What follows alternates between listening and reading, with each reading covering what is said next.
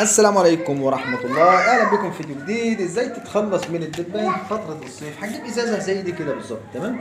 ازازة زي دي وهنقطعها من هنا كده، الجزء ده من هنا كده، وبعد ما نقطعها هنضيف فيها شوية مية اللي نقلبها نخلي دي مقلوبة كده ربع الفواني. هنقطعها وهنجرب نعمل الطريقة دي كده، وهنقطع الجزء ده من هنا كده.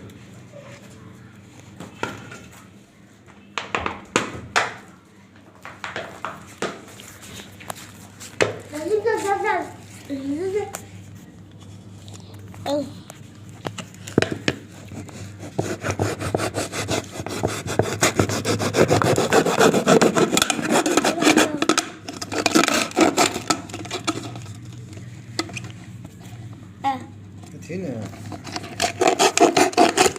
افتحها بالشكل دون. هاتها دي بقى يابا، دي بالشكل دون.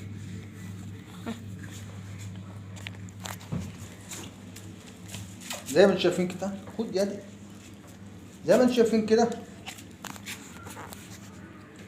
قطعناها بالشكل ده وكده، تمام. الجزء ده كده بعد ما نضيف فيها شويه ميه لحد هنا، هنضيف فيها شويه سكر وهنحط دي بالشكل ده، تمام. هنكبسها كده، بقت عباره عن مصيده بالظبط كده. الدبانه اللي هتخش من هنا مش هتطلع تاني بالشكل دوت. هنضيف السكر بالشكل دوت. ودلوقتي طبعا زي ما احنا عملنا كده، زي ما انتم شايفين اهي، هنجيب الميه لحد كده، يعني ما نخليش الميه تزيد قوي، ونكبس دي كده. يعني بعد ما هنضيف شويه سكر الاول، نضيف شويه سكر الاول. هنضيف شويه سكر. قرب شويه الكاميرا. هنضيف شويه سكر، تمام، زي كده، يعني شويه مهنم كده، نضيفهم في قلب البتاع اهي، وهنعملهم كده رجهم جنجة خفيفة، تمام. وهنسيبهم وهنغطي ده كده، وهنضيف معلقة خميرة كبيرة ومعلقة سكر، أو يعني 3 معالق سكر أو معلقتين على حسب معلقة خميرة كبيرة وشوية سكر، وهنرجهم رجة حلوة. وبعد كده هنقفل الإزازة ونحطها بقى في اي مكان، نعلقها في اي مكان. لو انت هتستخدم الوصفة دي في الهواء، ممكن انك تضيف خل، زي ما قلنا. لو انت بتستخدمها في الهواء الوصفة دي في البلكونات والكلام ده، هتستخدم الخل والكلور مع الخميرة والسكر، ومش هتخلي لك اي حشرات. مش هتلاقي دبان، ناموس، اي حاجة. والوصفة دي كويسة برضو للدبان والناموس، مش هتلاقي اي حشرات ان شاء الله. وجرب، ما تنساش تعمل متابعة ولايك.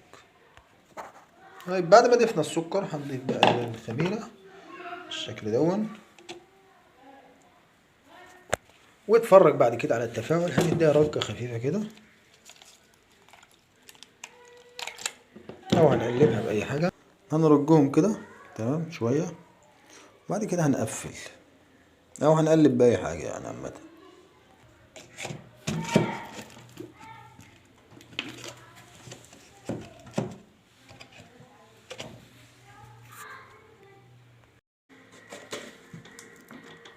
نكبسها جامد كده.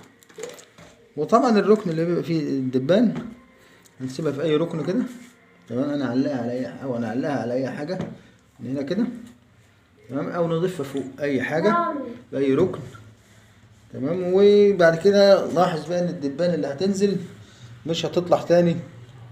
دي زي مصيدة الدبان، اي حاجه، اي حشرات هتنزل مش هتطلع تاني.